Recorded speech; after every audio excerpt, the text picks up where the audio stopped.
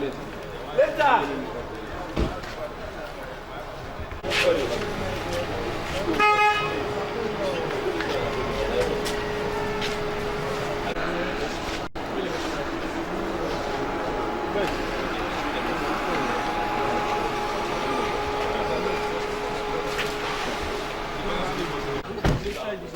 4-5 hours.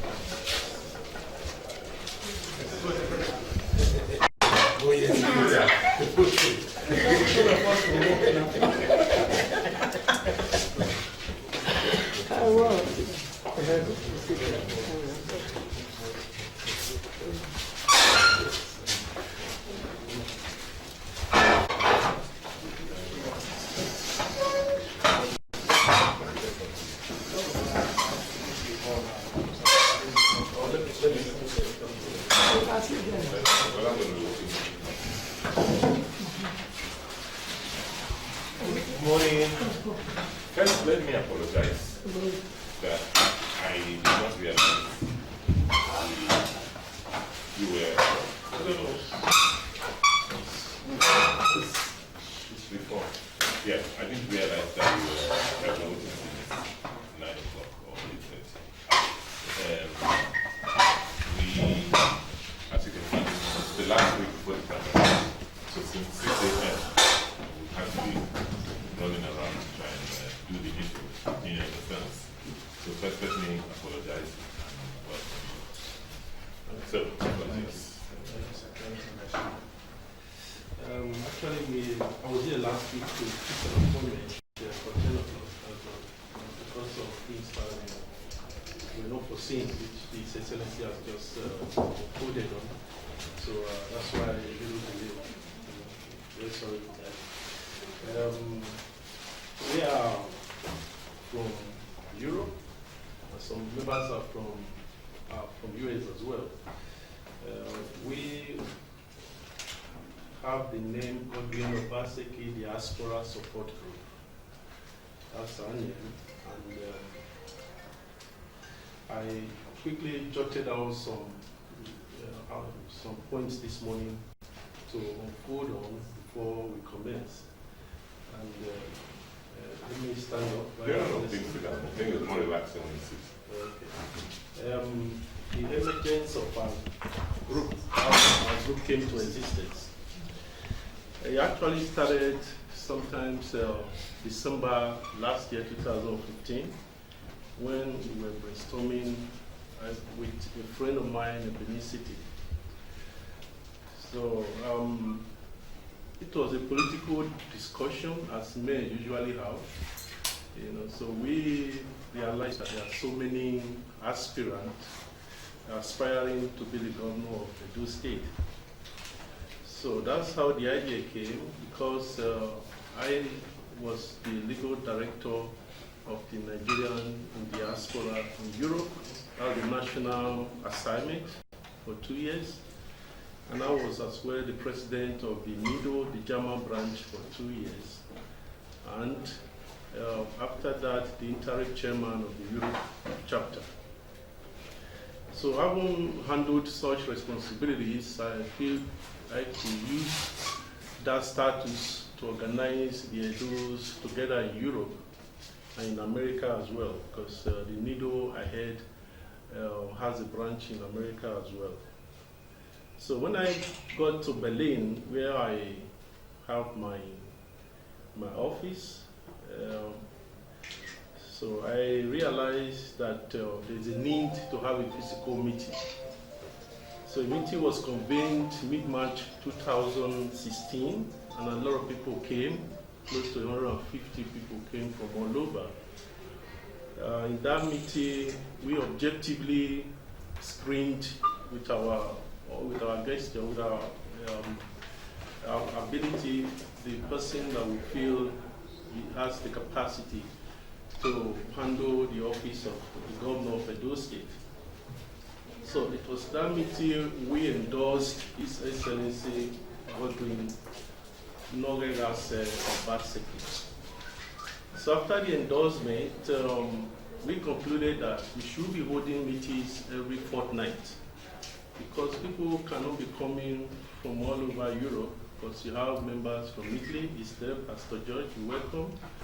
And we have in the UK, and we have members from Switzerland. We have few from America at the moment, from Netherlands, from Belgium and France, and Germany as well.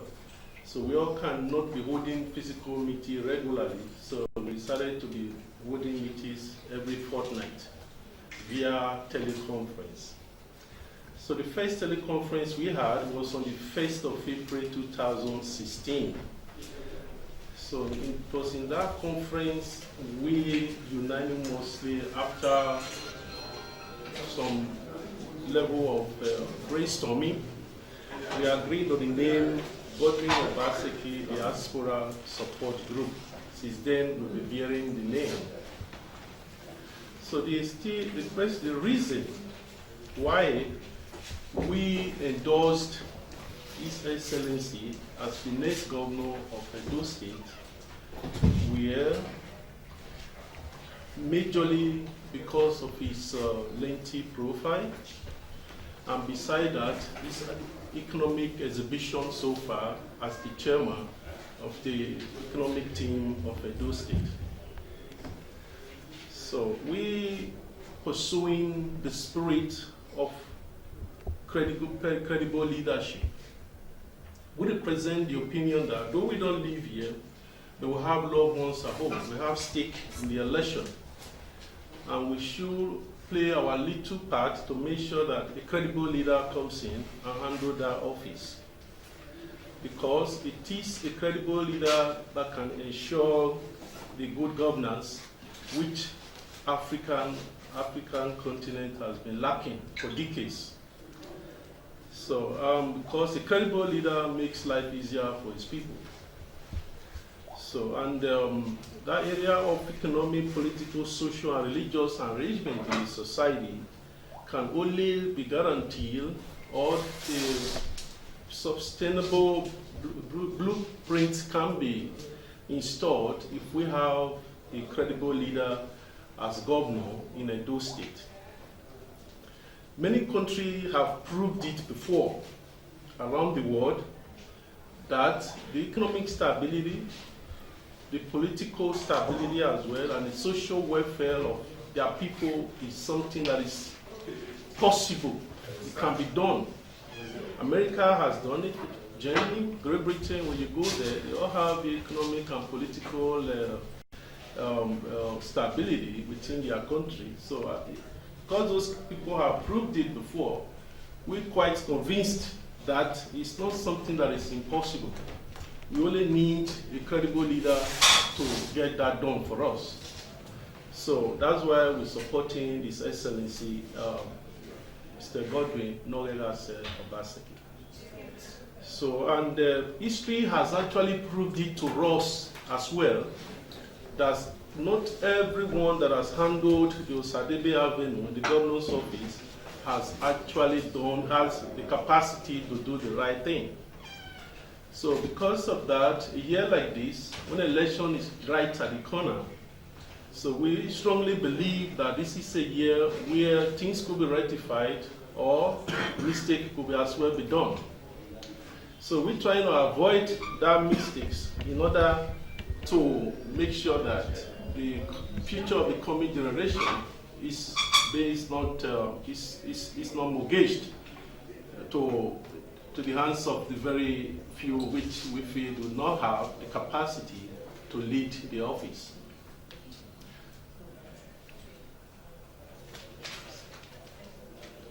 So currently, we all know that the oil price has drastically fallen and Nigeria depends so strongly on the oil revenue to sustain its staffs and the environment. So the oil price has dropped, and I'm very confident as well that has automatically sank down to even to the local government, that many states now cannot even pay salaries of their staff. So it's because of that ultimate expectance on the oil revenue. So the issue of diversification comes in. So diversification is now area where alternative resources could be installed, could be put in place, so that the dependence on oil will not be so vast that when something happens in the oil market, the people feel automatically the blunt of that change in the global oil market.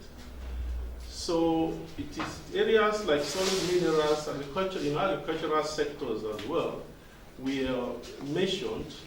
But the good thing at the moment is that the federal government is highly interested in the solid mineral sector. So to work with the state in order to actualize that, these are the brain and the spirit behind the diversification.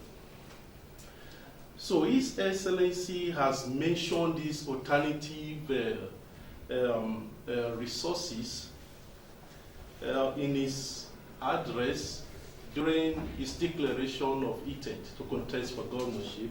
That was on the 13th of May 2016. It was a lengthy passage, but we took the time to go through it, and it was very, very impressive. He has mentioned that he acknowledged the fact that oil cannot continue to sustain everybody. Our hope should not be based on oil alone. And as a result of that, he mentioned areas like solid minerals, agricultural sector, and other areas to generate alternative revenue. In order not to be endangered when the oil price drops. So, because he has identified those problems and as well outlined solutions on how to solve them, so we in the diaspora, especially those in our group, we strongly throw our weight behind him that say, okay, you know what the problem is, and you've outlined some of the solutions to get those problems resolved. So we will build behind you, do what we can within our capacity to make sure that those things are actualized. So on the other hand, we made some comparisons to other aspirants that want to go to the governor's office. So in comparison to them, we realized that some of the slogans that are being published so far from that area were the general slogans which every year or probably every 4 years an aspirant put on daily newspapers. There's no difference. We could not acknowledge any difference from the past in terms of the electoral campaign of his aspirants. So, and the issue of which people are we really reaching out for as a diaspora, because we don't live here, we live abroad, but our people are here, our loved ones are here. So when the environment is okay, the society is well structured, and the economic stability is ensured here. So we're quite sure that when the society, when the system is good here for our people, no matter where we are around the world, we'll have rest of mind, and the joy which is affiliated to that will as well reach us no matter where we are in the world. So, so based on that, people raised the question that we are only intellectuals that have been responding immensely to our comments. What about those in the rural areas? How are we going to reach out for those ones that cannot draw between the lines? Like the social or the electronic age we are now, where you Facebook, WhatsApp, or whatever pages you can reach the intellectuals, paste in some intellectual messages, and they will get it, and we reach out to those ones. But those in the rural areas that cannot really draw between the lines, how do we now reach out for those ones? That was a question that some of our members, brought up during one of those teleconferences we had. So on that, we realize as well that many of our members have deep root families. Deep root families means not only in the main city, but they have members in their respective villages as well. So with that, we concluded that those, I have two, I know how to reach my root family as well. We should try to work within our capacity to do anything humanly possible to see how we can reach to those people and enlighten those people, on making them to understand that it is their future we're talking about here. Where I live, I think God has blessed me with a good job, so I get a little money to sustain myself and my family. But notwithstanding, my loved ones are here, and their future too should be protected. And in doing that, it all still boils down to the fact that we need a credible leader. So, and that person, that's why we concluded, gentlemen and lady, that Mr. Godwin Obaseki